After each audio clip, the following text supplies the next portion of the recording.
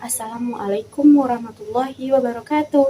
Perkenalkan, nama saya Adinda Mahfauza dengan NIM 201404027, kelas Tadris Matematika B20, Fakultas Tarbiyah dan Keguruan UIN Imam Bonjol Padang.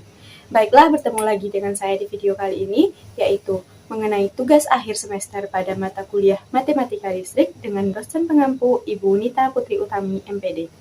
Baiklah, di video kali ini saya akan menjelaskan beberapa bab materi, yang mana di video ini cukup banyak bab yang akan dijelaskan. Untuk itu, terus ikuti video ini. Selamat menyaksikan. Baiklah, seperti yang dikatakan tadi bahwa pembahasan materi kita pada video kali ini sangatlah banyak, terdiri dari 12 pembahasan. Untuk itu, kita langsung saja kepada pembahasan materinya. Materi-materi yang akan kita bahas itu yang pertama mengenai relasi rekursif, yang kedua konsep dasar poset, yang ketiga mengenai lattice, yang keempat aljabar boolean, yang kelima gerbang logika, yang keenam konsep dasar graf, yang ketujuh derajat titik, yang kedelapan penyajian dengan matriks, yang kesembilan lintasan terpendek, yang kesepuluh algoritma diskripsa, yang berikutnya yaitu pohon, dan selanjutnya yaitu pohon rentang. Oke, kita akan membahas yang pertama yaitu relasi rekursif. Nah, relasi rekursif atau biasa disebut RR adalah persamaan yang secara rekursif menentukan barisan di mana suku berikutnya merupakan fungsi dari suku-suku sebelumnya. Suatu RR terdiri dari dua bagian, yaitu kondisi awal dan bagian rekursif. A1 sama dengan 1, A2 sama dengan 2 disebut kondisi awal dari RR. Dalam hal ini ada dua kondisi awal. Nah, berikutnya AN sama dengan AN kurang 1, lalu ditambah AN kurang 2 sama dengan kecil sama dengan 3 disebut dengan rekursif dari RR. Misalnya, identifikasilah banyak kondisi awal dari bagian rekursif dari RR berikut. A atau yang pertama itu A1 sama dengan 10, A2 sama dengan 18, A3 sama dengan 70, AN kurang 3A sama N dikurang 1, dikurang 4AN dikurang 2, tambah 12A, N dikurang 3 sama dengan 0, N kecil sama dengan 4. Untuk penyelesaiannya ada tiga kondisi awal, yaitu A1 sama dengan 10, A2 sama dengan 18, A3 sama dengan 17. Bagian rekursifnya yaitu AN kurang 3, AN kurang 1, dikurang A 4A, N kurang 2, tambah 12A, N kurang 3, sama dengan 0, AN kecil sama dengan 4. Nah, relasi rekursif linier, bentuk umum bagian relasi rekursif dari RR linier berderajat K berbentuk AN tambah H1N, AN kurang 1, tambah H2N, AN kurang 2, tambah seterusnya N, HK, N, AN, N kurang K sama dengan 1N. Yang mana H dikali N dan Fn adalah fungsi dari dalam N dan HK tidak sama dengan 0. RL linear ini dapat diselesaikan dengan dua cara, yaitu metode akar karakteristik dan fungsi pembangkit. Nah, untuk contoh soalnya, perhatikanlah contoh soal ini, yang mana selesaikanlah RR berikut menggunakan metode akar karakteristik. A1 sama dengan 2, A2 sama dengan 6, AN kurang 4, AN kurang 2, tambah 4A, N kurang 2 sama dengan 0, N kecil sama dengan 3. Penyelesaian, misalkan N sama dengan XN, maka diperoleh XN kurang 4, XN kurang 1, tambah 4X pangkat N kurang 2 sama dengan 0. Dengan membagi setiap suku dari X pangkat N kurang 4X pangkat N kurang 1 tambah 4X pangkat N kurang 2 dengan 0 sama dengan 0, dengan X kurang 2 diperoleh persamaan karakteristik. Nah, untuk X2 kurang 4X tambah 4 sama dengan 0, yaitu X kurang 2 pangkat 2 sama dengan 0. Jadi akar dari persamaan karakteristik RR adalah 2 atau rangkap 2. Selesaikan umum RR adalah atau solusi umum RR AN sama dengan P02N tambah P1N2 pangkat N. Lalu substitusikan kondisi awal di solusi umum diperoleh. A1 sama dengan P0 2 pangkat 1 tambah P1 kali 1, 2 pangkat 1 sama dengan 2. 2 P0 tambah 2 P1 sama dengan 2. P0 tambah P1 sama dengan 1. A2-nya P0 2 pangkat 2 tambah P1 2 kali 2 pangkat 2 sama dengan 6. P4 P0 tambah 8 P1 sama dengan 6. 2 P0 tambah 4 P1 sama dengan 3. Setelah dilakukan eliminasi, diperoleh P0 sama dengan 1/2, P2 sama dengan 1/2. Dengan demikian diperoleh solusi khusus RR yaitu AN sama dengan 1/2 2 pangkat N tambah 1/2 N kali 2 pangkat N. Mari kita peroleh kembali hasil yang diperoleh dengan solusi khusus RR. Mana A1 1/2 kali 2 tambah 1/2 1 kali 2 pangkat 1 sama dengan 2. A2-nya 1/2 2 pangkat 2 tambah 1/2 kali 2 pangkat 2 sama dengan 6. A3-nya 1/2 2 pangkat 3 tambah 1/2 kali 3 2 pangkat 3 sama dengan 4 tambah 12 hasilnya 16. Dengan RR pada solusi A1 sama dengan 2, A2 sama dengan 6, A3 kurang 4A2 tambah 4A1 sama dengan 0, A3 kurang 24 tambah 8 sama dengan 0, maka A3 sama dengan 16. Untuk contoh soalnya, selesaikan RR berikut dengan fungsi pembangkit biasa.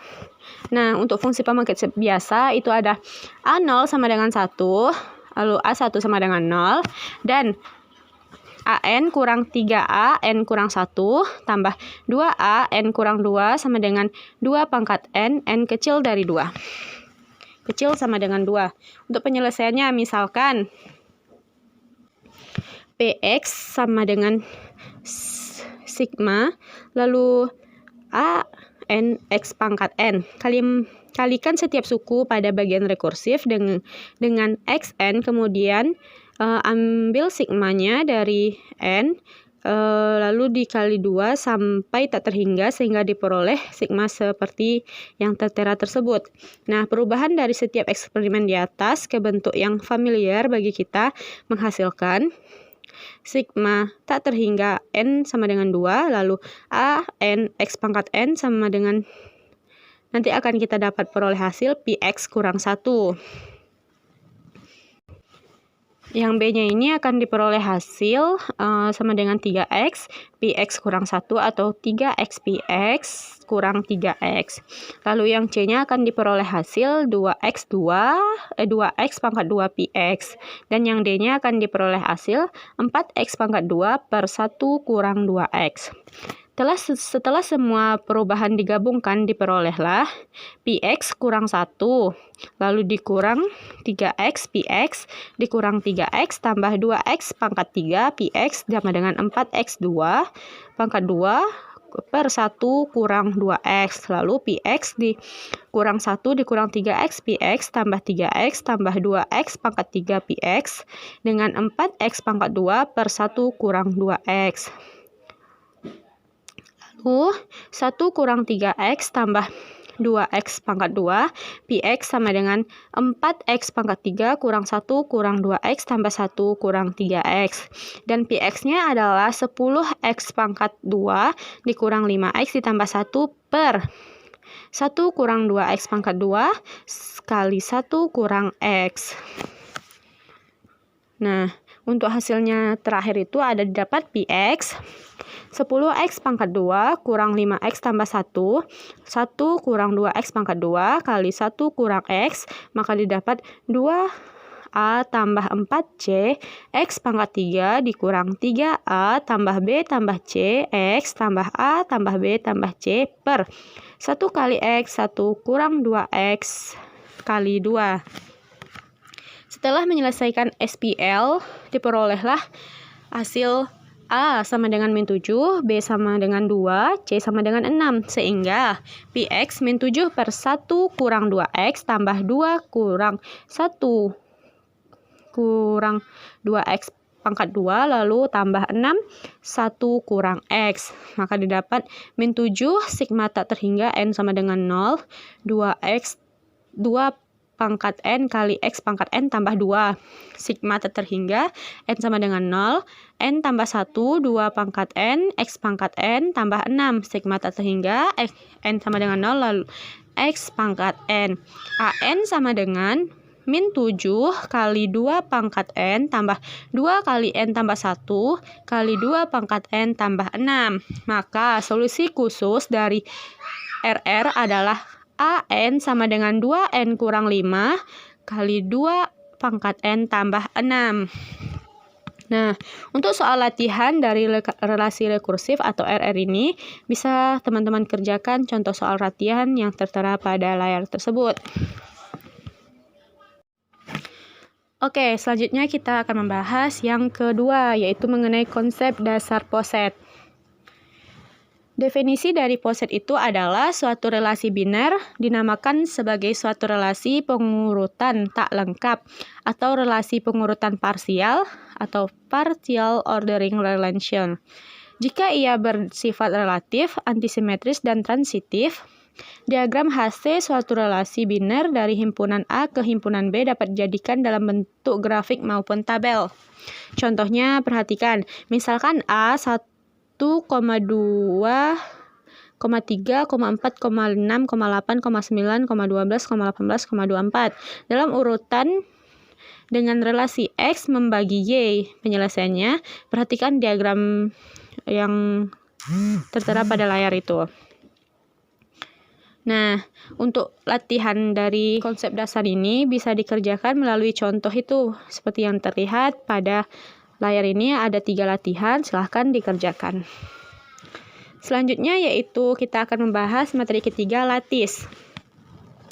Definisi lattice yaitu sebuah lattice adalah sebuah poset atau L kecil sama dengan yang setiap himpunan bagiannya A, B memiliki 2 elemen yaitu infimum dan supremum.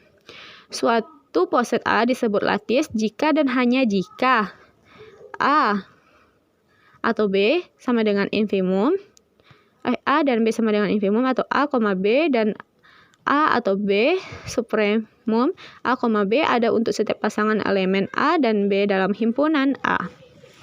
Elemen lattice, misalkan suatu lattice di mana 0 adalah elemen terkecil dari L dan I adalah elemen terbesar dari L.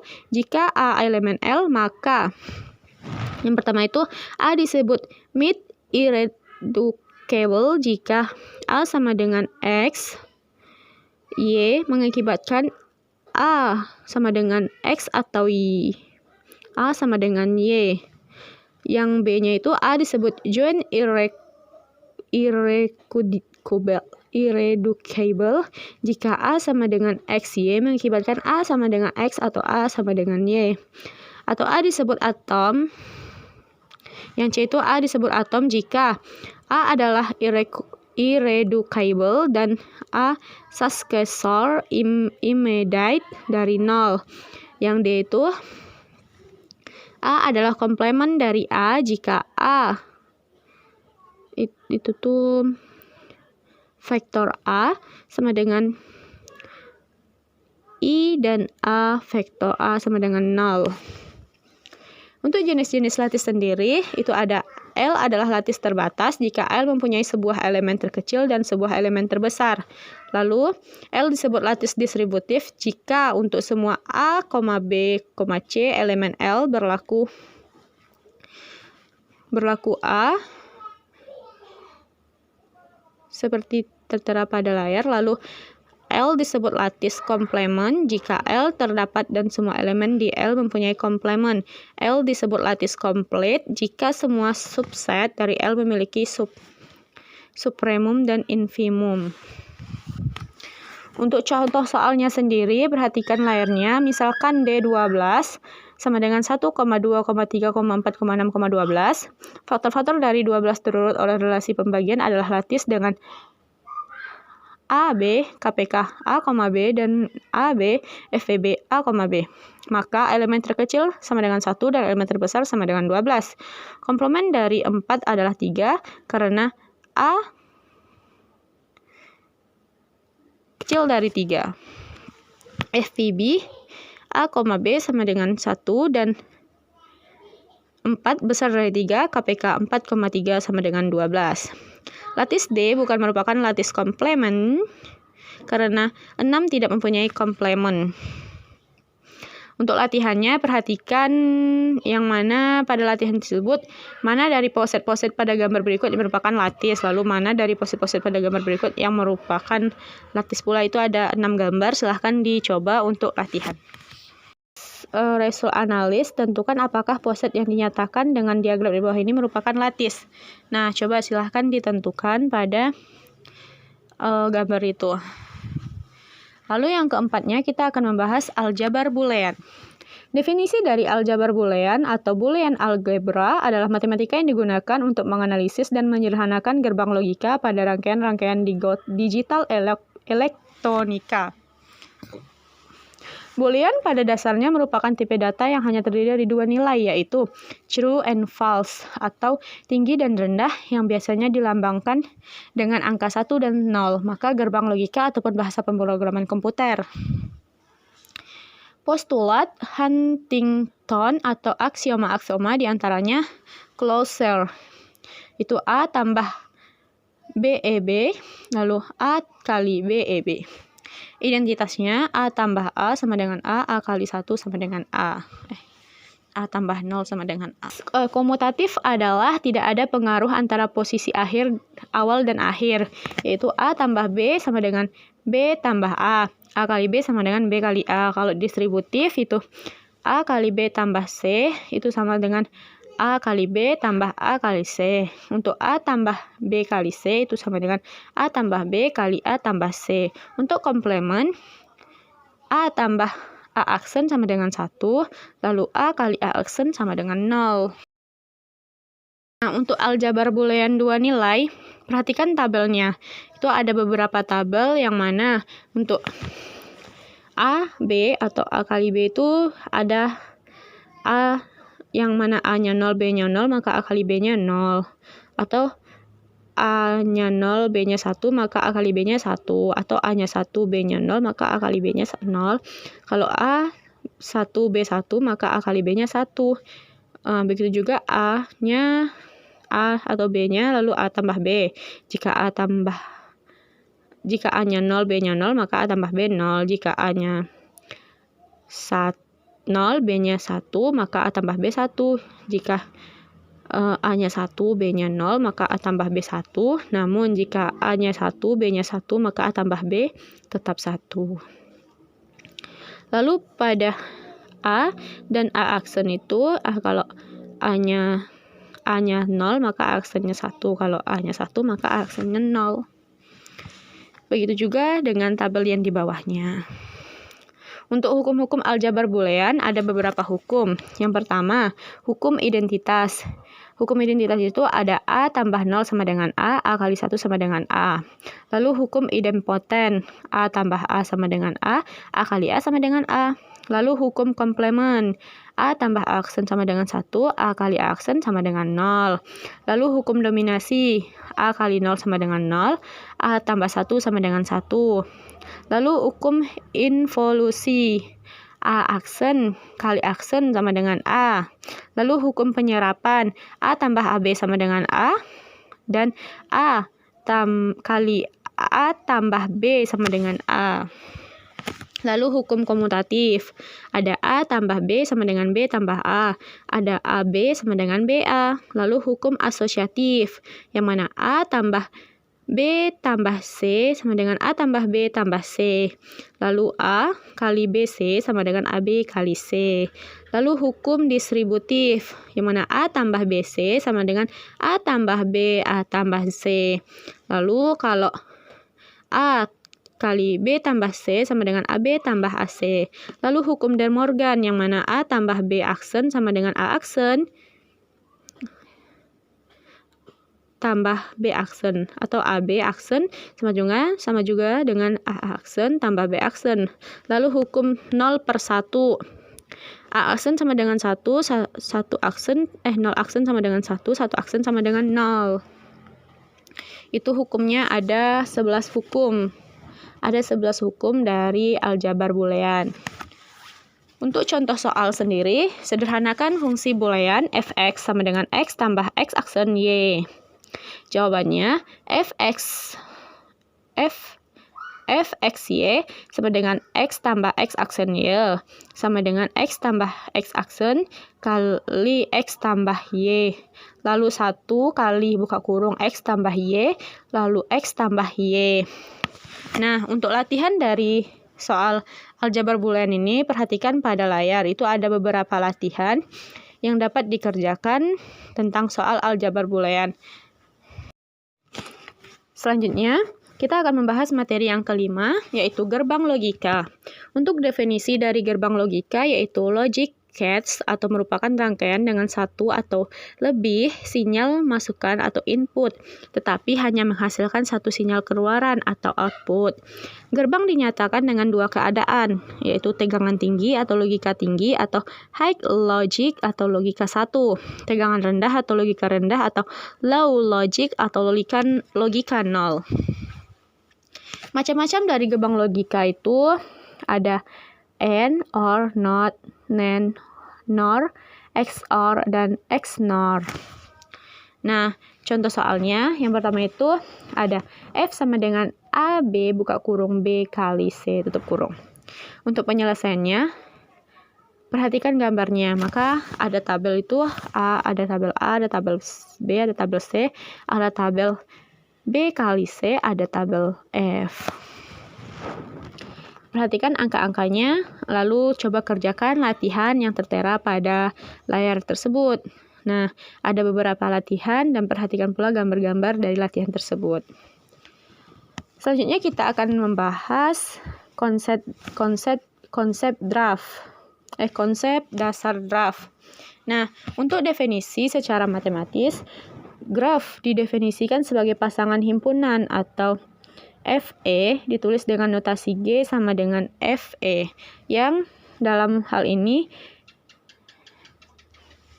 V adalah himpunan tidak kosong dan simpul-simpul, vertices atau node, dan E adalah himpunan isi, edges atau arcs, yang menghubungkan sepasang simpul. Jenis-jenis graf sederhana, graf tak sederhana. Terminologi graf, bertetangga atau adjacent, bersisian atau incident, simpul terpencil atau isolated vertex, graf kosong atau null graph atau empty graph.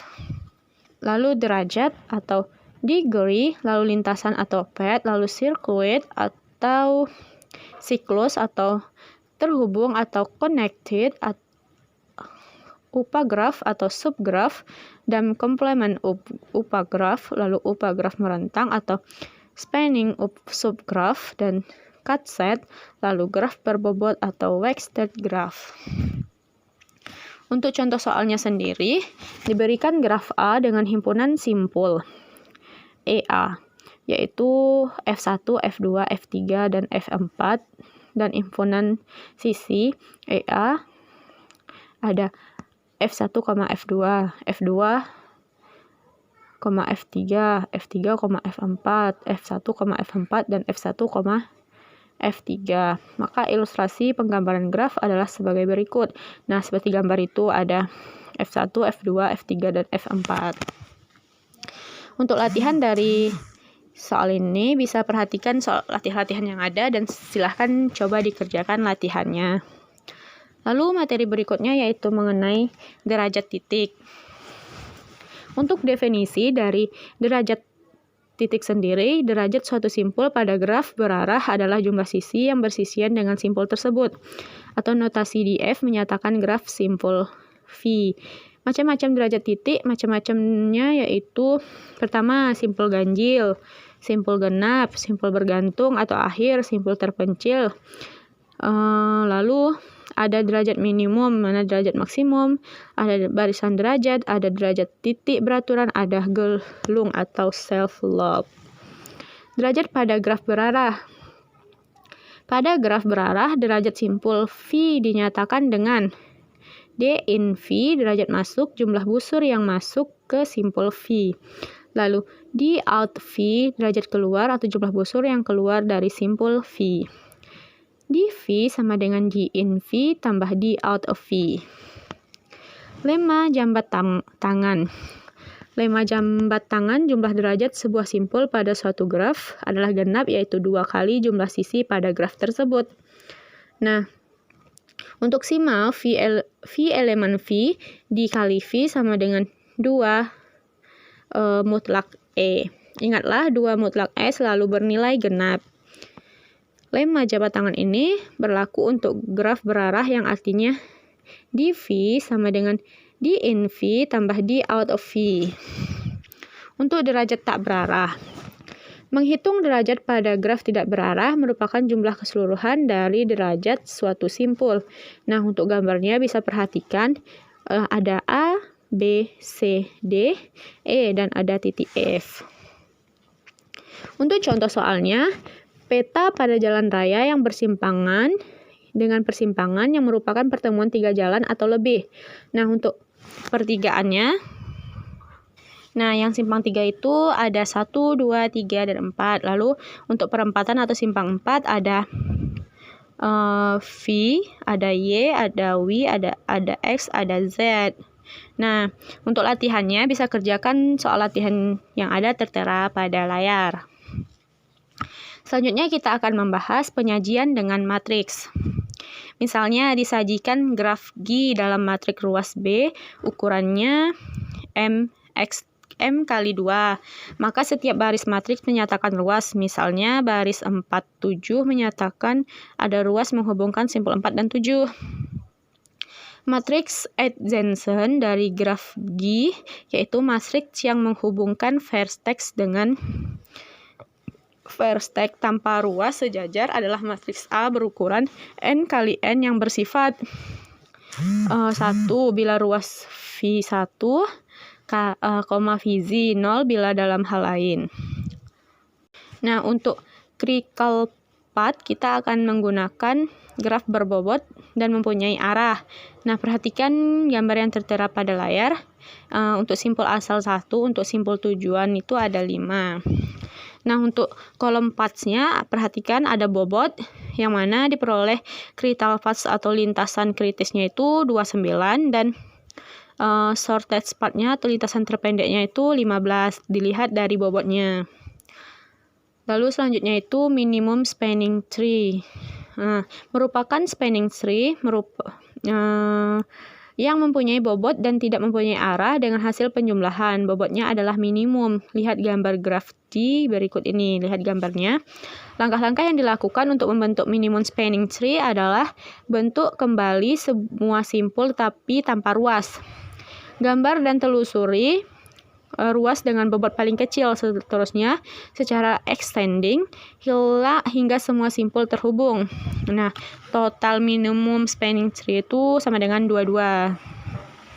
Untuk contoh soalnya, perhatikan matriks adjacent. Itu ada V1, V2, V3, V4, V5. Lalu ada angka-angkanya. Biar lebih paham lagi, coba kerjakan soal latihan yang tertera pada layar. Selanjutnya kita akan membahas lintasan terpendek. Persoalan lintasan terpendek yaitu menemukan lintasan terpendek antara 2 atau beberapa simpul yang lebih berhubungan. Persoalan mencari lintasan terpendek di dalam graf merupakan salah satu persoalan optimasi. Persoalan ini biasanya dipresentasikan dalam bentuk graf. Macam-macam lintasan terpendek, itu ada lintasan terpendek antara 2 buah simpul tertentu, ada lintasan terpendek antara sebuah pasangan simpul, ada pula lintasan terpendek dari simpul tertentu ke simpul yang lain, ada juga lintasan terpendek antara 2 buah simpul yang melalui beberapa simpul tertentu.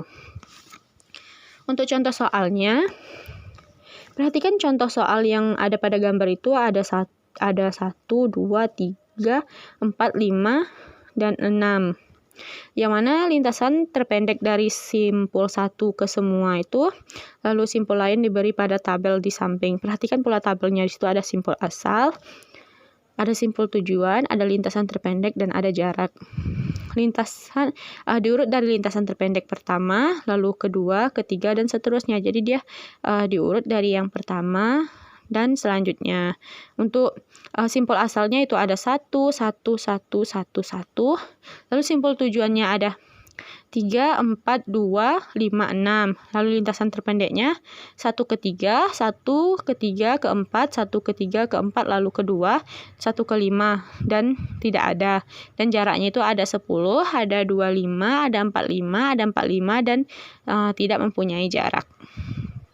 Nah, untuk lebih memahami contoh daripada lintasan terpendek ini, cobalah kerjakan latihan yang tertera pada layar. Di sini ada 3 latihan, tentukan lintasan terpendek dari titik A ke titik F. Perhatikanlah gambarnya itu. Lalu lintasan terpendek dari titik 1 ke titik 4. Lalu soal ketiga yang membahas mengenai jalan tol dari kota baru ke kota lama. Oke, berikutnya kita akan membahas algoritma Dijkstra. Algoritma Dijkstra sesuai penemunya Escher Dijkstra adalah sebuah algoritma yang dipakai dalam memecahkan jarak terpendek atau shortest path problem untuk sebuah graf berarah directed graph. Contohnya, tentukanlah jarak terpendek dari A ke F. Maka kesimpulan yang diperoleh dua lintasan dari A ke F, yaitu melalui A, C, D, F dengan panjang 8, lalu melalui A, C, D, F dengan D, E, F dengan panjang 7, maka lintasan terpendeknya adalah A, C, D, E, F. Perhatikan tabelnya dan gambarnya sehingga lebih paham, lalu coba kerjakan latihan yang tertera pada layar. Latihannya ada 3. Hitunglah jarak terdekat dari V1 ke V7 pada gambar, lalu tentukan jalur terpendek menggunakan algoritma Dijkstra, lalu tentukan panjang jalur terpendek dari A ke F dengan menggunakan algoritma Dijkstra, dan hapus. Selanjutnya kita membahas pohon. Pohon atau tree merupakan graf tak berarah yang berhubung dan tidak memiliki sirkuit. Ada 2 sifat penting pada pohon terhubung dan tidak mengandung sirkuit. Ada pohon G1, perhatikan gambarnya ya. Ada pohon G2, begitu bentuknya. Ada pula bukan pohon G3, ada pula bukan pohon G4. Pada gambar 1, 2, 3, dan 4 itu berbeda-beda lah bentuknya. Lalu hutan. Hutan adalah kumpulan pohon yang saling lepas atau graf tidak berhubung yang tidak mengandung sirkuit. Setiap komponen di dalam graf terhubung tersebut adalah pohon. Hutan yang terdiri dari 3 buah pohon. Nah, perhatikan gambar itu. Di gambar itu adalah merupakan gambar hutan yang terdiri dari 3 buah pohon. Selanjutnya, contoh soal. Tentukan mana di antara graf-graf di bawah ini yang merupakan pohon atau hutan. Nah, itu tuh adalah beberapa bentuk gambar yang mana ada gambar pohon atau hutan. Lalu coba kerjakan latihan. Di sini ada beberapa latihan dan juga ada tentang yang mana merupakan graf pohon. Lalu selanjutnya kita akan membahas pohon rentang. Pohon merentang adalah graf merentang yang berupa pohon dari graf terhubung. Pohon merentang diperoleh dengan memutus sirkuit di dalam graf. Setiap graf terhubung mempunyai paling sedikit 1 buah pohon merentang. Graf tak terhubung dengan K komponen mempunyai K buah hutan merentang yang disebut hutan merentang atau spanning forest. Pohon merentang graf G pohon pada graf G membuat semua titik di G. Menyelesaikan pohon rentang dapat dilakukan dengan 2 cara. Yang pertama, algoritma prime. Misalkan T adalah pohon merentang yang sisi-sisinya diambil dari graf G. Lalu algoritma prime membentuk pohon merentang minimum langkah per langkah. Pada setiap langkah kita mengambil sisi E dari graf G yang mempunyai bobot minimum dan bersisian dengan simbol-simbol di dalam T, tetapi E tidak membentuk sirkuit di dalam T. Lalu kita membahas algoritma Kruskal. Pada algoritma ini, sisi-sisi di dalam graf diurut terlebih dahulu berdasarkan bobotnya dari kecil ke besar. Langkahnya ada sisi dari graf sudah diurut menaikkan berdasarkan bobotnya, lalu dikurang dari bobot kecil ke bobot besar. Langkah 1, T masih kosong. Langkah 2, pilih sisi U, V dengan bobot minimum yang tidak membentuk sirkuit T, tambahkan U, V ke dalam T. Lalu langkah ketiga, ulangi langkah kedua sebanyak N kurang 1 kali. Contoh soalnya, carilah sebuah pohon rentang yang mungkin dibuat dari graf G yang dapat pada gambar di bawah ini, yang tampak pada gambar di bawah ini. Di situ ada V1, V2, V3, V4, V5, dan V6. Untuk penyelesaiannya, dalam graf tersebut terdapat satu buah sirkuit, yakni sirkuit dari titik V1, V2, V5, V4, V1. Karena pohon merupakan graf yang tidak memiliki sirkuit dan pohon rentang adalah subgraf yang harus melibatkan semua titik dalam G, pohon rentang dari graf di atas dapat dilihat pada gambar. Perhatikanlah gambar yang ada pada layar. Ada latihannya, silahkan dicoba dikerjakan latihan-latihan yang terdapat pada materi algoritma Kruskal. Yang latihan pertama itu ada tentukan dan gambarkan pohon merentang minimum dari graf di bawah ini. Lalu yang kedua itu ada cari pohon rentang dari graf G, dan yang ketiga itu ada selesaikan dengan algoritma Kruskal pada gambar graf G itu. Nah, itu kiranya materi yang dapat kita bahas pada kesempatan kali ini. Sekianlah penjelasan dari saya. Lebih dan kurang saya mohon maaf, kepada Allah saya mohon ampun. Terima kasih telah menyaksikan video ini. Wabillahi taufiq wal hidayah. Wassalamualaikum warahmatullahi wabarakatuh. Dadah.